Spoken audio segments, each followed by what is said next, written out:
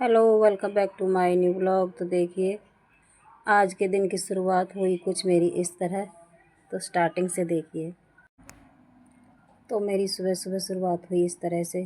सबसे पहले मैंने घर में झाड़ू पोछा की तैयारी कर ली। उठते ही तो मैंने लगा दी मशीन, क्योंकि जब तक घर में बच्चों की छुट्टी रहेगी तो कपड़े भी ज़्यादा ही रहेंगे।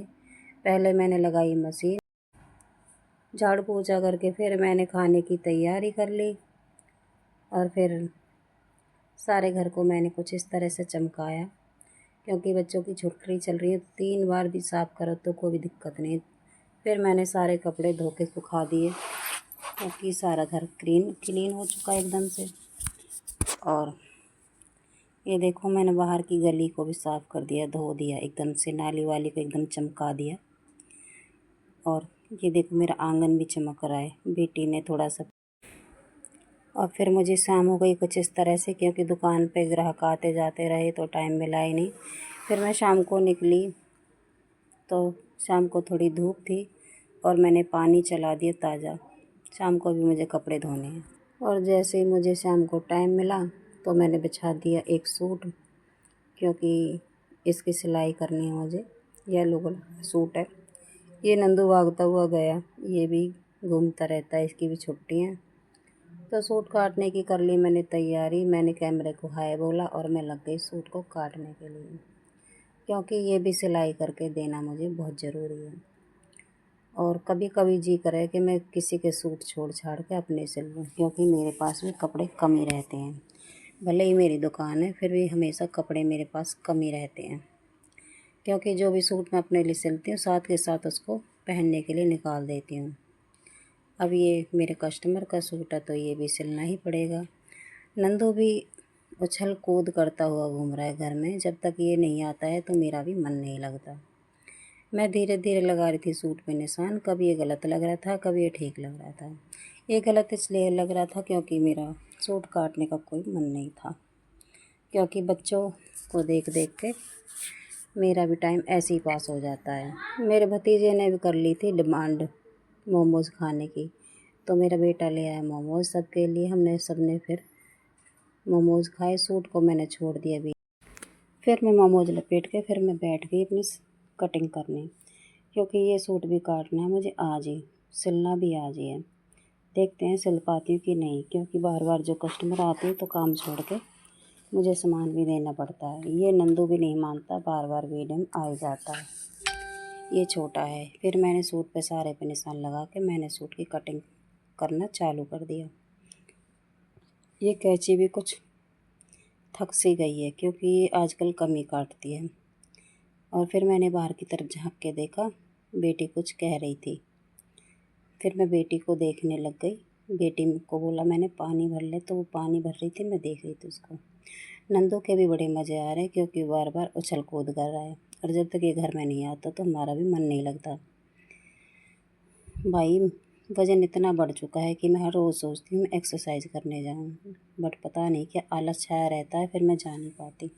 ये सूट को मैंने हाफ़ काट दिया। अब इसको मैंने थोड़ा सा घुमा लिया अपनी तरफ, क्योंकि इसको मैं आसानी से काट लूँगी बैठ के।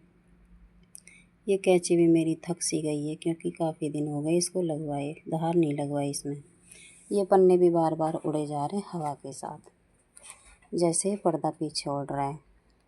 तो इसका मैंने नीचे का तो काट दिया था, ऊपर से भी काटना है मुझे ये सूट।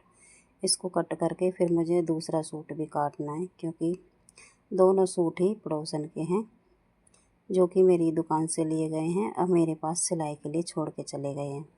ये एक मेरी थोड़ी मजबूरी बन गई है, क्योंकि ये मेरे पुराने कस्टमर हैं तो सिलाई करनी पड़ेगी।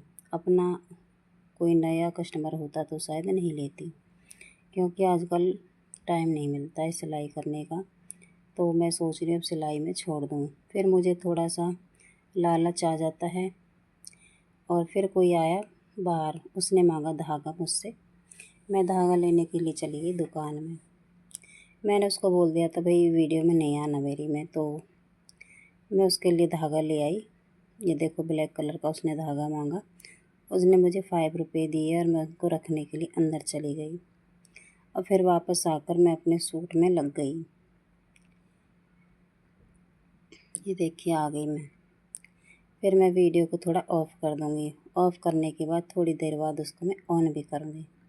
मेरी वीडियो मेरी बेटी ने ऑन कर दी क्योंकि मैं उसको गुस्से से घूर रही थी। जब मैंने उसको किसी काम के लिए बोला तो उसने बिल्कुल भी कहना नहीं माना। तो बेटी ने कहा आपकी मैं वीडियो बना देती हूँ, देखो मेरी मॉम कैसे दिखा रही है आँखें मुझे। बच्चे हैं तो मानते भी नहीं हैं और कभी कभी उनकी हरकतों पे मुझे भी आ जाती है थोड़ी सी हंसी। और फिर मैंने ये सूट कटिंग तो कर लिया था बट मुझे दूसरा भी काटना है। और फिर मेरी फ्रेंड का आ गया था फ़ोन, उसने कहा चल रहे हैं घूमने। और देखो मेरी बेटी मुझे कुछ दिखा। फिर मैं और मेरा भतीजा और हमारे दोस्त हम घूमने के लिए गए थे और उनके बच्चे भी साथ में थे। तो थोड़ी सी वीडियो मैंने भी शूट कर ली क्योंकि काफ़ी दिन बाद हम बाहर आए हैं। तो मुझे भी अजीब लग रहा था थोड़ा सा बाहर वीडियो बनाने में।